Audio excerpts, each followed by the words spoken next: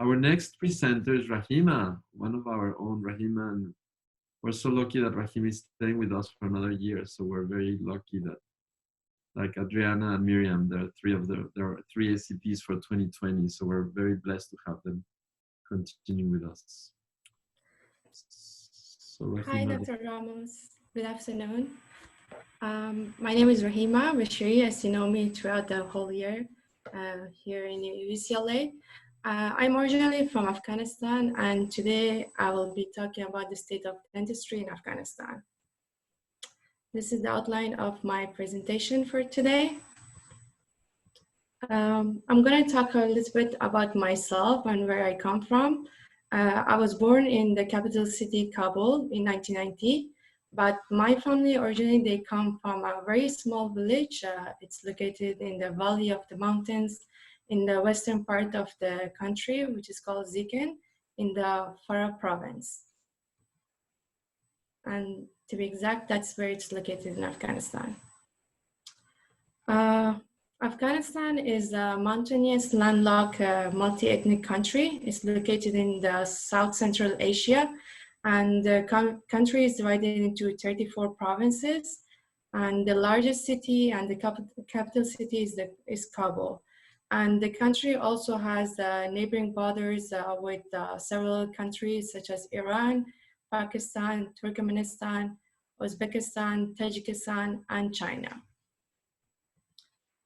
Now, looking into the demographics of Afghanistan, the population of Afghanistan is 38.8 million as of the recent statistics, and of that population, only 23.9% lives in the urban area, and the median age in Afghanistan is 18.4 years, which means the majority of the population is very young. And for the number and population of dentists and the ratio to the population, unfortunately, there are no accurate or official data for me to present. And I think this is mainly due to the fact that there was a lot of insecurity in Afghanistan, and there was constant flow in and out of healthcare providers and population in Afghanistan. However, I managed to find an online source which stated that there was an increase in the number of dentists from 2005 to 2009, from just about 900 dentists in the country to 1,035. The past 40 years has had a very huge impact on the history of Afghanistan. And I wanted to include this because I wanted to give you a background information of what has been happening in the country and the reason why there are no official data in the country.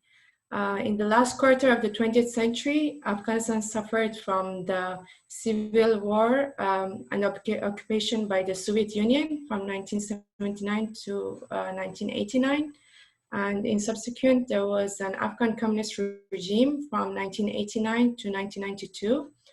And not long after that, there was a rise in a group of religious students called Taliban, and they rose up against the country's government parties, and they established their own regime, which was in place from 1996 to 2001. And in December 2001, and the Taliban regime collapsed, and this was in the wake of a sustained US-dominated military campaign. And after that, that led to a new constitution and the establishment of a transitional government.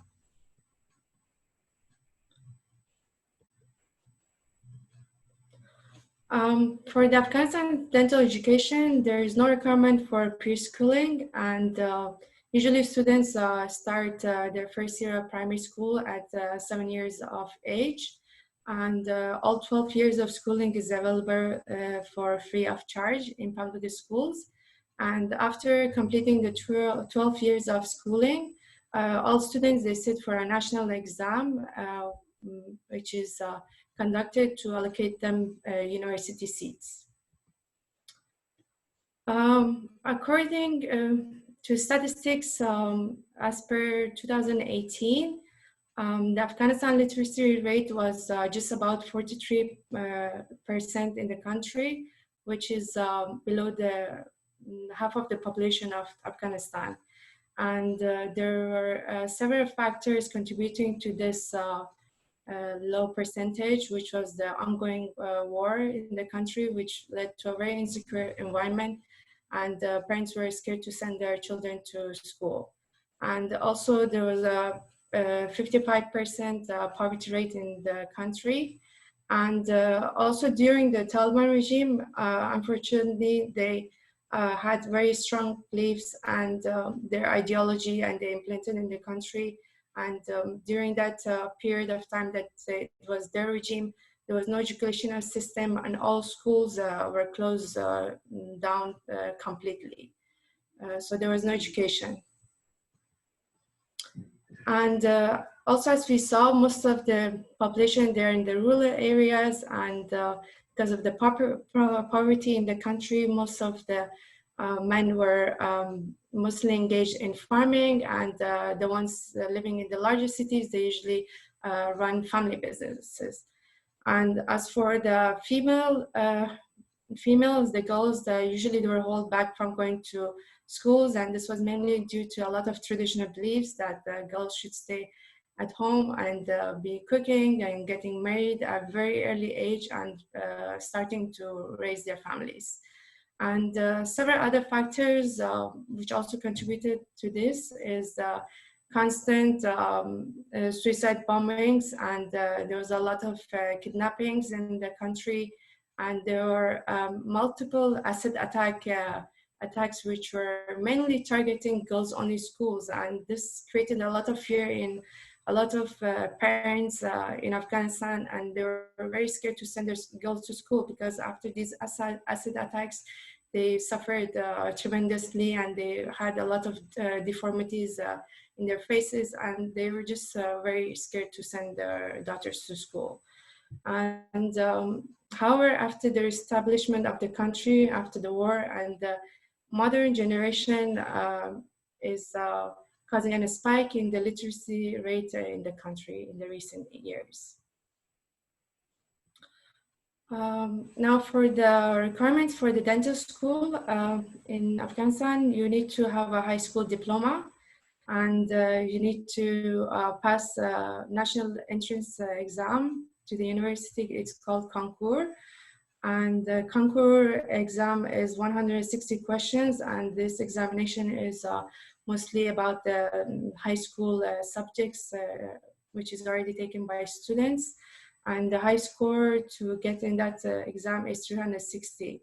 And students who wish to go to medical or dental schools, they have to get a really high score to be able to get a position seat in the dental schools. And if you're able to get the required score for the dental school, you will be able to sit in public school, which is for free of charge. But if you're not able to get that score and you really still wish to go to dental school, you can attend private schools, which you have to pay tuition for. And cities which do not have universities, usually the students are allocated to the larger cities with the universities. And usually the students who obtain higher scores, they can go to the capital city where there's a lot of universities over there and more opportunity for them. Now, looking into the dental education in Afghanistan, dentistry is usually referred to as the stomatology in Afghanistan, and as other USSR countries, Afghanistan also uses the term stomatology for dentistry. Currently, there are 8 dental schools in Afghanistan. 4 of these dental schools are public, which are free of charge, and they're usually located in the major cities of Afghanistan. And there are also 4 private schools, and these are usually mostly in Kabul city, but we have a few in the other cities as well. And as I mentioned earlier, the public schools are free of charge. You don't have to pay anything for it. But if you wish to attend private schools, the tuition usually ranges from $2,000 to $4,000 US for the whole 6 years of education in dental school. And this range depends on the school's location and the school itself. So dental school is 6 years in Afghanistan, and last year of the dental school is very similar to the GPA residency, and usually it's done at the regional public hospital. And after completing your dentistry program, some schools provide a BDS certificate and some provide DDS. However, with the help of USAID, public schools, they changed their format to DMD, and this was done to implement new syllabus into the programs. And there's roughly about 400 graduates every year. And unfortunately, there are no pediatric residency specialty programs in the country. After completing the 6 years of dental school, all graduates, they have to serve for a year at the public hospital, and they receive no stipend for that. And after the completion of the 1 year mandatory rotation, they are now eligible to obtain their dental license from the Ministry of Health, which has to be also renewed annually. And the government, on its part, they implemented regulations for every dentist after obtaining their dental license that they will receive a billboard from them for their practice and with a stamp to be used by the licensed dentist. And this was introduced to block any unauthorized clinical practice or clinical activity in the country. For having some benefits from a centralized public health system in Afghanistan, some of them would be that there will be equal opportunity for majority of the population to receive the critical care needed, so that also the patients or the population which is more in the rural area, they can have access to care. And also allocating the funding which is given to every city according to the population and the needs and demand of that population. And this also would create a consistency with the healthcare advisory boards, and they can have a good collaboration with the government and states for carrying out other major projects and healthcare to reach out to the people in the rural areas.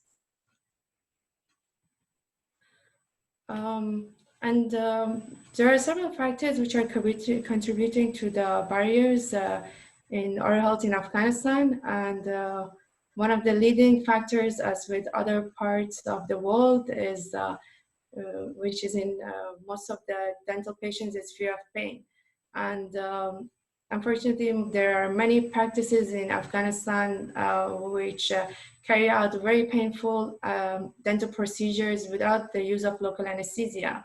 And this has tremendously affected the population with fear. And everybody, when you mention dentistry or dental treatment, they often presume it as a very painful experience.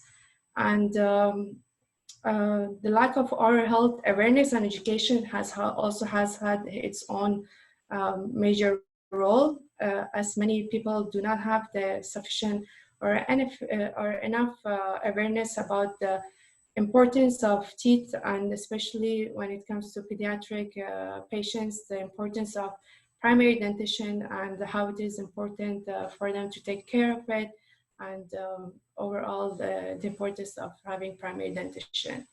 And this is also very much coming in hand in because of the insufficiency in the number of the dental providers when we compare to the population size. There's a very big gap, and there is a need for more dental providers in the country.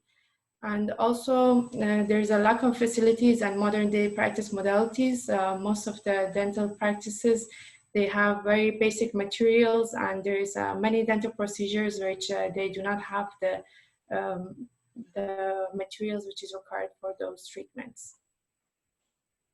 And also economical status has been also a very huge part in the becoming a barrier to gaining access to our health, as a majority of the population live in poverty and they cannot afford going to the dentist or seeking dental treatments. And unfortunately, there has been very insufficient public health support from the government, and there has been dysfunctional private services.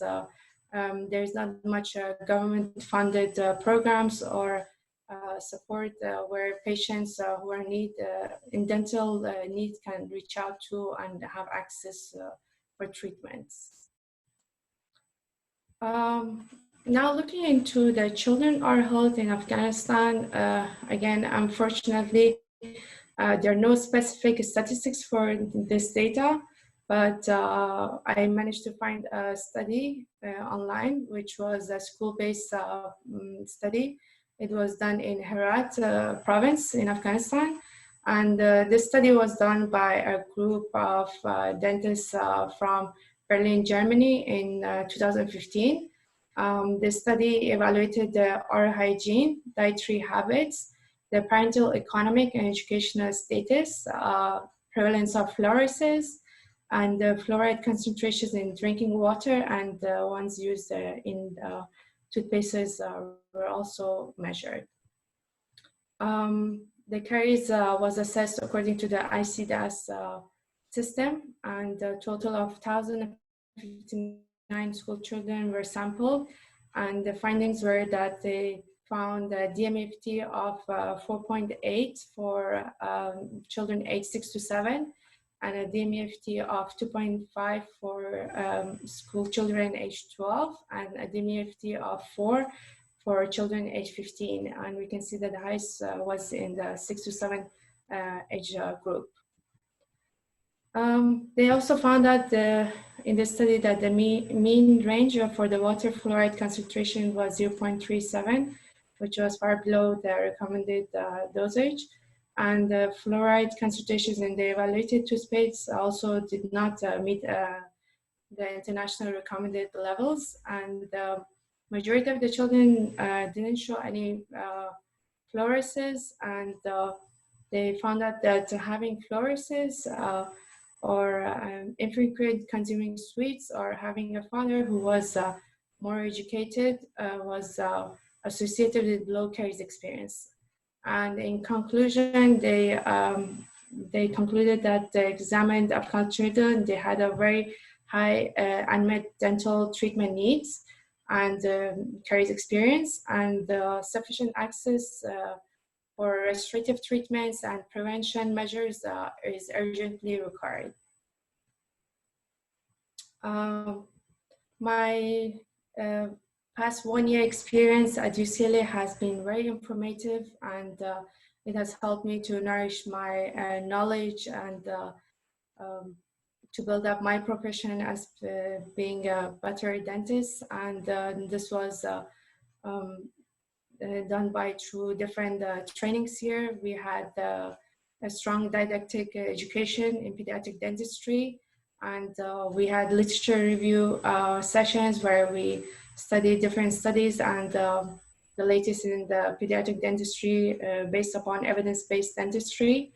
And we were also taught about the minimal invasive dentistry, and we learned that pediatric dentistry is more than just root and fill, and implementing preventive measures is a very helpful tool in preventing and stopping the progression of many dental caries, and especially in detection of white spot lesions in early stages can be of great benefit, where we can help patients to go from the Demon stage to a Riemann stage, and this would help in preventing the progression of the caries. And also something else which I found really helpful was throughout my infant oral health care program at the IUCP clinic, which was very special for me as an ACT trainee here. We were more involved in these clinics, and the introduction to Canberra and the self-management goals was very helpful to have a structured questionnaire where we can look into certain risk factors and protective factors where we can, which help us to prevent the caries progression. And also our weekly rotations at orthodontic clinics were also very helpful. I strongly believe that as a pediatric dentist, it's very important to have these rotations as we are dealing with growing patients, and it's of great benefit to help these patients and be able to address and do interceptive treatments for them as they're going in growth during these stages, and it could be of great skeletal and dental benefits for the patients. And the craniofacial clinic rotations were also very special, as where we saw many patients with craniofacial anomalies. Some of the patients where I just knew about them or read about them in books, and I was seeing them in person. It was a very special experience for me, and it was very helpful to know how to address the oral health needs that these patients have and how to address them, and along with other complications that they are dealing with. And also the IVGA clinics are also very helpful to be able to see that many patients were treated under IVGA in the outpatient clinics. And rotation in OR and the hospital experience was also very good, as we got exposure to a hospital setting and how to work as a team with other specialists in hospital, and the protocols and the rules and regulations that they have and we would follow. That was also very nice. And also the last but not least, the behavior management tools and the tips and tricks that we learned from our great mentors here at UCLA was very beneficial also. And some of the key elements from my UCLA experience that I think that would be of great potential benefit for Afghanistan when I get the opportunity to go back home and implement these into the system. Definitely the oral infant healthcare program is one of them, which is very important, as we are seeing patients from a very early age, from 0 to 5 years old. And as I talked earlier, the Canberra system is a very structured and it's very easy to follow, and it's of great benefit for those pediatric patients. And also we learned in these clinics that the integration of the medical and dental staff is also very important, because most of these pediatric patients, before coming to the dentist, they're seen mostly by the pediatricians. And if we, as dental professionals, we educate the medical team as well on the importance of the oral health. And since they're seeing them for more wellness appointments and vaccinations, they can address these issues to us as well. And also the Canberra, which I just mentioned. And I think one of the great tools for following these rules like Canberra and self-management goals is to have these motivational interviews with open-ended questions, which also helps your patients to give you more information about themselves and be more open to you and honest with you, rather than you just dictating some set of rules for them to follow, which is not very beneficial for both of us.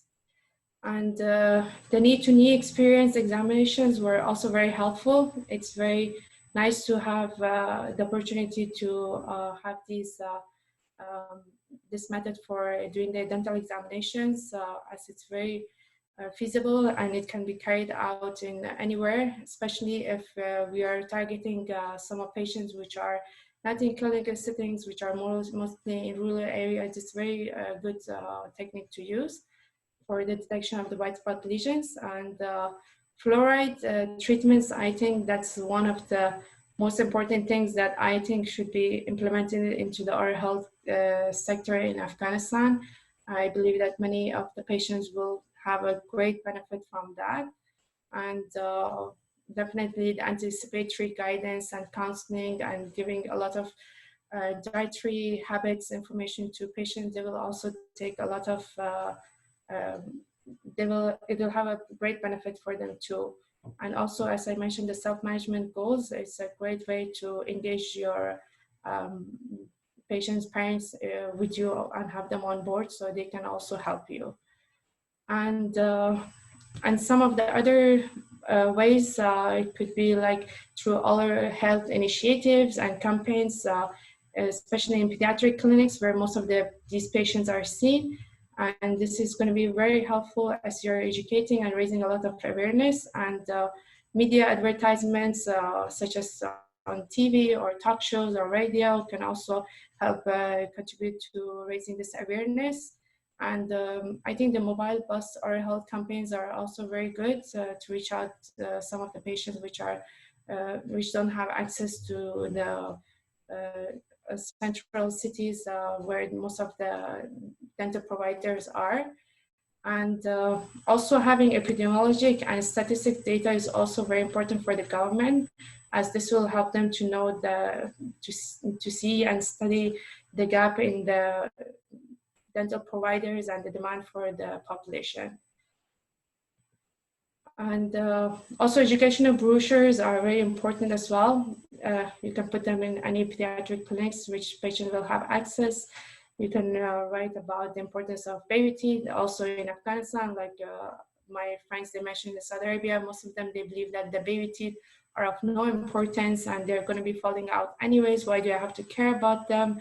And they're going to be having their permanent teeth anyways. And we can provide the information on daily oral care, like the brushing habits and techniques for these patients, and about visiting the dentist, how important it is for them to bring their child to the clinic for early child visits in the pediatric clinics, and also information on their food choices and snacking habits. So and also the fluoride treatment, what's important of fluoride, how does fluoride help them to prevent these caries progression, and also the prevention of childhood caries, how it can be done.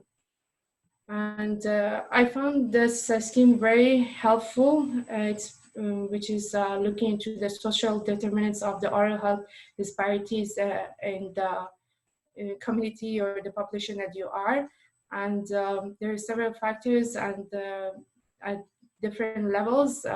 This is very helpful if the government of Afghanistan, they want to build up a system where they want to study the needs and the disparities, like how they can do the studies on the oral health disparities in the countries. They can break it down into child level influences like the development, the insurance, the use of the dental care, or some family level influences like the socioeconomic status of the family, the social support, the culture, the family function, and the health behaviors and practices that they have.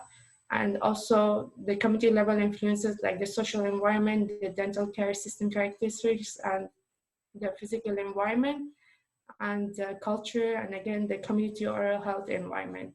And I found this very special and very beneficial from my teachings there in UCLA from my mentors. In conclusion, Afghanistan has a long road to go in terms of our health sector, and there is a very huge need for more dentists, and especially pediatric dentists. As we saw from the statistics, the majority of the population is very young, and they need pediatric dentists to address the needs and demands of the population. And this cannot be done without the support from government officials to help them to build a better oral health system to address this issue. And also there is need for providing dental, educational and awareness campaigns, and especially it would be very nice to have these campaigns to be able to serve the underserved population, which are mostly in the rural areas. And I would like to take this opportunity to thank all my faculty, my mentors in UCLA, especially Dr. Ramos, for this 1 year experience that we had here was very informative. And I would like to thank my fellow residents in the department as well for just helping us around the whole year. Thank you so much. Thank you. Very nice presentation. You want maybe to stop your sharing so we can go back to the gallery view?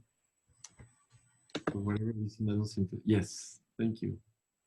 Thank you so much. I think there's so many topics to tease out from your experience, your talk you share with us, the impact of the war in Afghanistan is really something that I'm sure it's affecting deeply the population there, and I'm sure you're being affected as well.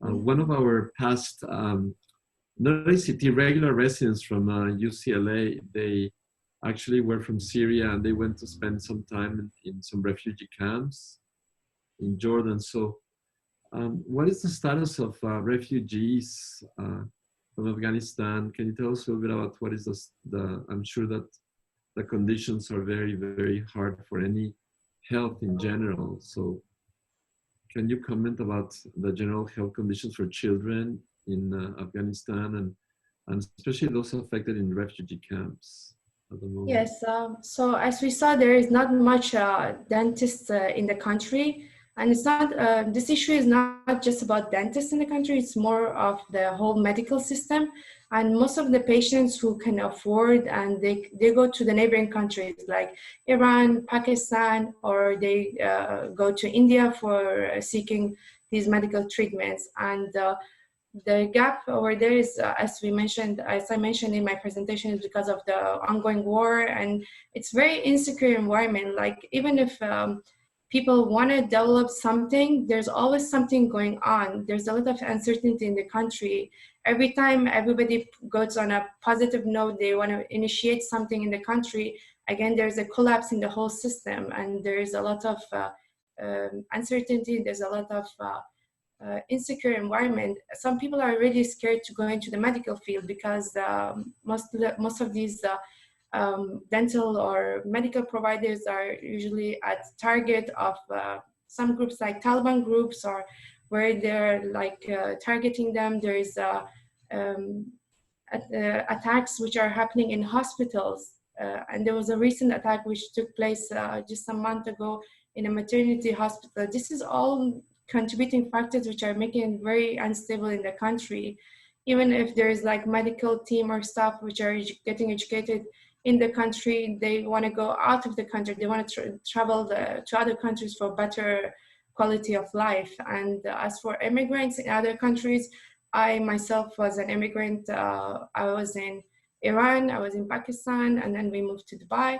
It's very tough because you're always seen as an immigrant and you don't get the same level of treatment as the other people in that country. There's a lot of injustice because you're always seen as under, a part of the population which is below the rest of the population. They always see you as immigrants. They don't give you the benefits that the rest of the people have in the country. And it's very limited. You have very limited access. Having access to those, even in the country in Afghanistan, having access to good medical health, it's like a privilege for everyone. And some of the patients are lucky because they can afford, they can go to take their patients to other countries like Iran, Pakistan, or India, but not everybody has access to those. Yeah, I mean, even though with all the COVID-19 conditions and challenging times we're living, we cannot imagine what might be like, in addition to all what is already in existence over there, to add this horrendous burden. It's very tough. It's very tough. We have lost a lot of family members. Many family members back home have been, they had the COVID and they're greatly impacted by this. And it's very, very sad situation at this time. I know it has been all around the world, Yeah. especially for Afghanistan as well. I was also very taken back, even though I knew gender equity is non-existent over there, but why is it this still terrible condition for women there? Why are they harassed? Why are these things with the school? It's very disturbing for me to hear. So is there any Yes. rationale behind it, or can you make us comprehend or understand? Yeah, so Afghanistan is the majority of the country is Muslims, and they have these very strong beliefs, and some of them are not like very much related to like Islam itself, but then there's like groups like Al Qaeda, which are very extreme, like Taliban, which are very extreme. they're the ones who are implementing these ideas into people and creating fear, and they're doing all of these attacks. So there has been multiple acid attacks, and they're targeting all girls only, which is like, this is the only way with harassment and all of this fear that they can stop them. But what you can see from the current situation, the modern generation, fortunately, there has been an increase. There's a rise in girls going to school. A lot of girls, they want to go to medical schools. So there has been a few changes, but still, when you look into the country and to the governmental system, there's a very long way for them to go. Any other comments or questions for Rahima? I just want to say thank you, Rahima, for sharing. It's really important to know the history behind your country, where you're coming from, everything that your people goes through, because I feel like in the media or in the news, wherever we get the chance to see, sometimes it doesn't portray the whole history, the whole background, and everything you guys go through. And it's really helpful to know, even though it's really hard to hear. But yeah, so we can understand better and communicate also. And yeah, I'm really sorry that everything that's... Yeah, definitely the past 40 years history in Afghanistan has had a very huge impact, not only on the dental field, but the overall life of people back in Afghanistan. I personally find myself very privileged and lucky to have the opportunity to travel out of the country, and I was raised in a country. I was raised in a family which they give a lot of importance to education. I come from a very big family. I have 7 brothers, and we were only 2 girls. My sister, who was the second child, she didn't have the privileges that I had. She unfortunately went with the same traditions of getting married in early age and starting a family. And I was always the lucky one, lucky girl in the family who got all these privileges. I'm really thankful for having all of these opportunities. And my father has been the vision behind all of this. He never put any differences between me and the education that my brothers got and education that I get. And the reason why I plan to come out of UAE and to seek for higher education and just to become a better professional in my field, and to be able to reach a position where one day I can go back to Afghanistan and implement some changes back there and make a difference for many girls out there, to be a role model for them and bring a lot of changes back in the country, hopefully, if I get to that position. Yes, Well, you can. all of you will be great role models, especially I think we all come from many different backgrounds, different walks in life, and in some way, you know, we're all kind of survivors of so many things and difficulties, and especially challenging times like now. So I'm just also so impressed by you, especially by how sort of like chameleon, you kind of reinvent yourself. How many countries you've been living since you were a kid? You went from Iran. I mean, how many places you said you went from Afghanistan to? There's 4 countries, and every time we traveled to a new place, we had to learn the language, the culture over there, and trying to fit in. But I was kind of a rebellion always, even when I was in Iran. There was a lot of racism against the Afghan children. I don't blame them, because there was a very tremendous amount of, there was a flood of immigrants going from Afghanistan to the country, and it's something like new for the people in there. It was hard for them to adjust, and we were always seen as the Afghani child. They used to call us Afghani. And I had a lot of classmates who were scared to mention that they're from Afghanistan, and they wanted to talk Farsi in the accent like Iranians. They used to tell me in secret that I'm from Afghanistan, but please don't mention it in front of the class, or don't tell them. And I was always one of those who was made fun of in the school, like jokes like Afghani, you're immigrant. But that did not stop me from always mentioning that I am from Afghanistan, and this is where I am from. I'm not scared to mention that where I am from. Good for you. Good for you, because that no one can take that away from you. And especially we have really experienced, unfortunately, all these issues of discrimination and racism against the blacks and African Americans in this country, but it's not just them. It's like a lot of other people that have to be sensitive about and touch our lives, like in your case as well. I'm sure you are very familiar with discrimination and racism. Very much indeed. Something that we lose perspective sometimes, that only happens to other communities or other people. But it's important to realize the challenges that all of us, especially people like you, also are having or have before. So thank you for sharing the very personal story. Thank you very much, Dr. Ramos, for giving us this opportunity and platform to nourish ourselves and learn more. And always, as an immigrant, my family, they always had the vision and they knew that the education would be the key to our future. And I hope that we can keep that up for our further generations as well. I think that's the key.